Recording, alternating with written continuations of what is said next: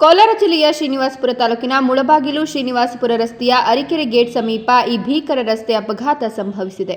ಅಪಘಾತದಲ್ಲಿ ಚಿಂತಾಮಣಿ ತಾಲೂಕಿನ ತಿಮ್ಮಸಂದ್ರ ಗ್ರಾಮದ 25 ವರ್ಷದ ಶಶಿ ಹಾಗೂ ಬೆಂಗಳೂರು ಜಿಲ್ಲೆಯ ನೆಲಮಂಗಲದ 25 ವರ್ಷದ ಧನುಷ್ ಸ್ಥಳದಲ್ಲೇ ಸಾವನ್ನಪ್ಪಿದ್ದಾರೆ.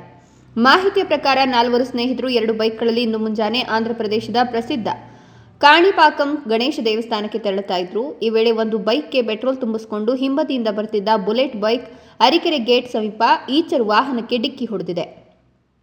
ಡಿಕ್ಕಿಯ ರಭಸಕ್ಕೆ ಬುಲೆಟ್ ಬೈಕ್ ಸಂಪೂರ್ಣ ನಜ್ಜುಗುಜ್ಜಾಗಿದ್ದು ಅದರಲ್ಲಿ ಪ್ರಯಾಣಿಸುತ್ತಿದ್ದ ಶಶಿ ಮತ್ತು ಧನುಷ್ ಸ್ಥಳದಲ್ಲೇ ಮೃತಪಟ್ಟಿದ್ದಾರೆ.